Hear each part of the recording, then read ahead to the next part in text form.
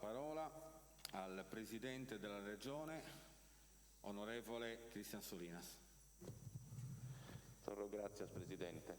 Occanno io mi si può più fare una regionata in Salinva de Casteddu, proitte sa die de sa Sardegna, in noi e sa die de sa Ciappa de sos Piemontesos. Però gli interventi che si sono susseguiti, abbiamo scritto pure alcuna cosa, ma da lasso a parti. E voglio invece dare un senso agli interventi che si sono succeduti per dare una risposta e cogliere l'opportunità che si è data di un dialogo sopra la giornata attuale. Consentitemi di iniziare leggendo un messaggio del quale ringrazio molto sentitamente il Presidente del Consiglio esecutivo della Corsica, Gilles Simeoni, che ci scrive rafforzando in questo modo i sensi di fratellanza e vicinanza con il popolo corso. Signore Presidente di Governo sardo, caro Presidente, in issu 28 di aprile, zadire sa Sardegna, giorno di memoria e di speranza, voglio mandare a situazioni sarde, alle elette e eletti sardi un saluto fraterno. Sardegna e Corsica sono chiumellate da storia, da geografia, da lingua e cultura.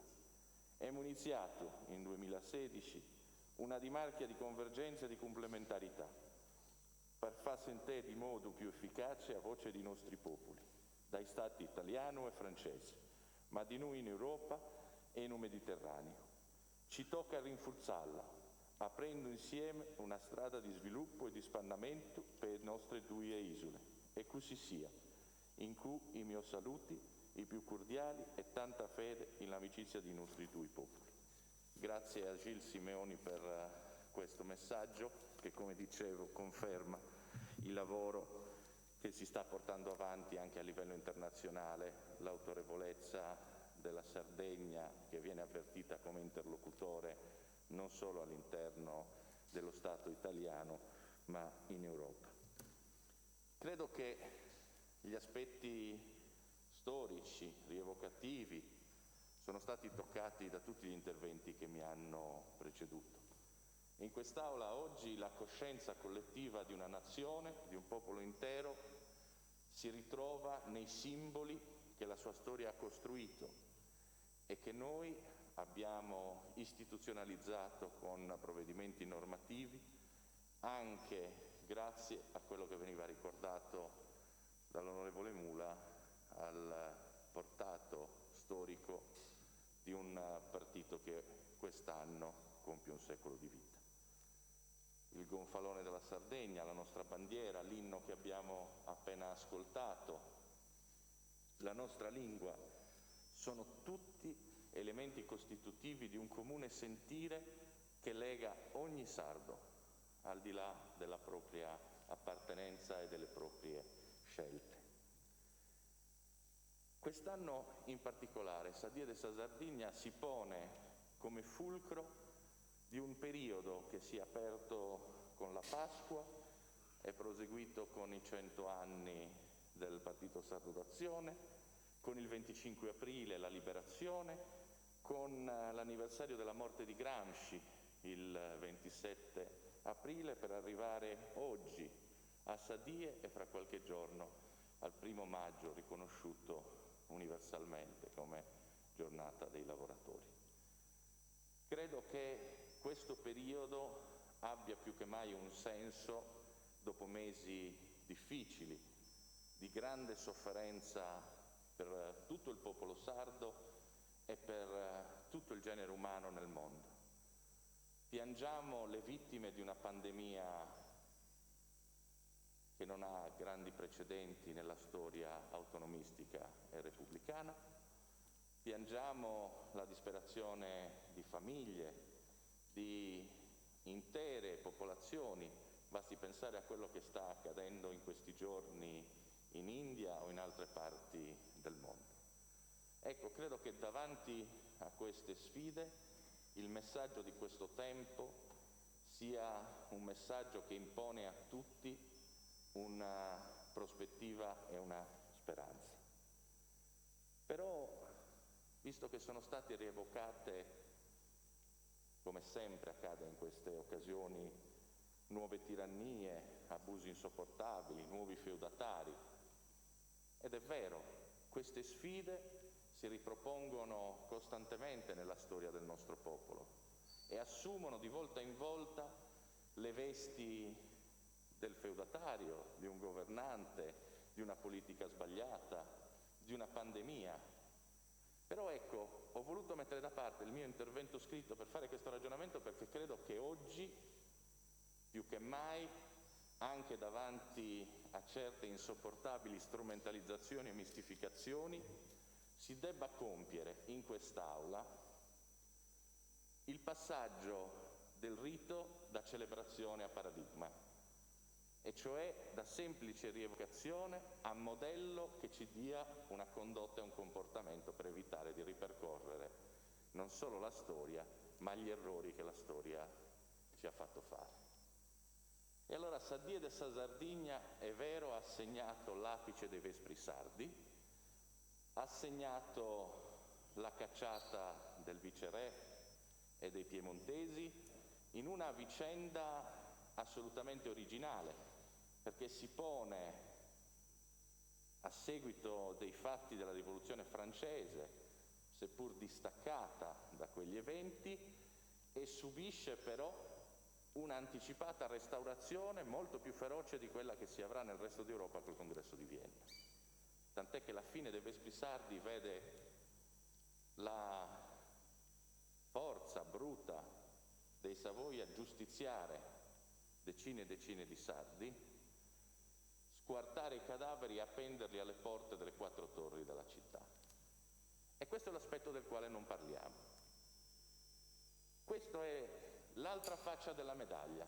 Il 28 aprile vengono cacciati i piemontesi, da lì parte un importante esercizio anche di cultura giuridica e istituzionale dei sardi, che attraverso le antiche istituzioni del regno riescono a governare in maniera ordinata la cacciata del viceré, perché la Reale Udienza assume le funzioni viceregie a sale riunite, come era previsto dagli antichi statuti, e Gianmaria Angiò in particolare, giudice di quella Reale Udienza, ha l'intuizione di integrare immediatamente queste funzioni con la convocazione del Parlamento, dei 3 stamenti tradizionali, ecclesiastico, militare e reale, ma ha la percezione chiara che in quel momento anche gli stamenti non riuscivano più a rappresentare per intero una società che era profondamente cambiata.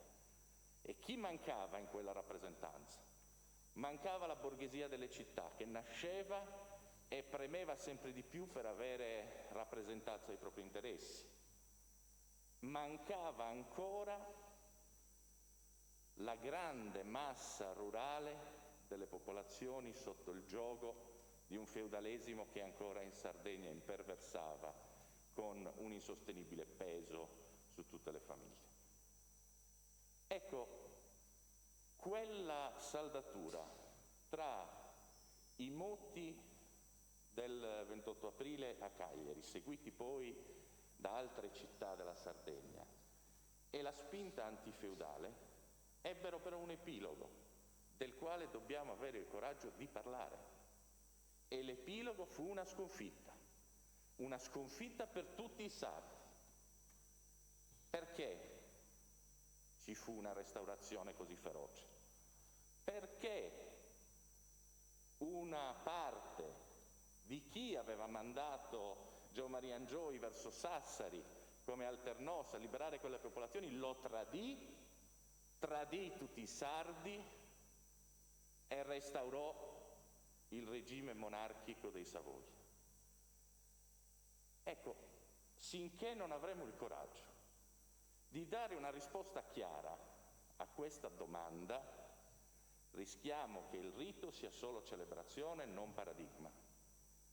Dobbiamo avere il coraggio di dire che quella sconfitta fu il frutto del tradimento e del discredito che alcuni sardi gettarono su chi governava quella fase rivoluzionaria. Perché l'arcivescovo Melano di Cagliari venne mandato a trattare col Papa di allora la resa e il ritorno dei Savoia da alcune ben identificate famiglie, da alcuni ben identificati ceppi familiari dell'isola. E allora, se paradigma ci deve essere, quando nei tempi d'oggi si lamenta la perdita di autorevolezza della Sardegna e del suo presidente, quando le sedute di quest'Aula sono state costellate dal tentativo di delegittimare sia questo Consiglio regionale, in particolare la sua maggioranza, sia il Presidente della Regione, io credo che una riflessione la si debba fare prima di introdurre un tema del genere in questa seduta. E allora proviamo a dire qualche verità. Proviamo a dire che da quando è stato istituito il sistema dei colori per la classificazione delle regioni italiane, la Sardegna nei numeri, non nelle opinioni, è la regione che ha avuto meno settimane di chiusure di zona rossa di tutta Italia. Mi dite qual è lo scandalo della gestione? Abbiamo il coraggio di dire, ed è certificato dai numeri, anche questa volta non dalle opinioni, che la Regione Sardegna è quella che ha stanziato maggiori risorse proprie aggiuntive per ristorare aziende, cittadini e imprese, aggiuntive rispetto a quelle del governo. E lo certifica anche il Sole 24 Ore su tutte le graduatorie che pubblica. Vogliamo dire che quando parliamo di vaccini siamo assolutamente in linea con i target e gli obiettivi che ci ha assegnato la gestione commissariale nazionale?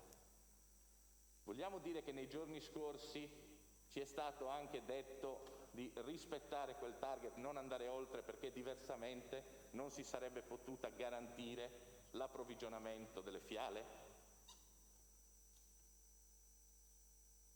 Vogliamo dire che se si fa la classifica guardando solo a un segmento, e cioè ad una categoria di età, senza dire che in precedenza la Regione Sardegna ha fatto la scelta di campo di vaccinare per primi tutto il personale sanitario, perché lì nella prima ondata avevamo avuto il problema, e se si fermano i reparti e se si fermano le case di riposo c'era un problema. E allora noi abbiamo vaccinato per primi quelli, e sono 40.000 soggetti. E poi, man mano che si ricevevano le dosi, abbiamo proceduto con tutto il resto. Vogliamo dire un dato di ieri sui fragili e fragilissimi? Su 14.000 chiamate hanno accettato e risposto appena 3.800, e sono state fatte. Ecco, io credo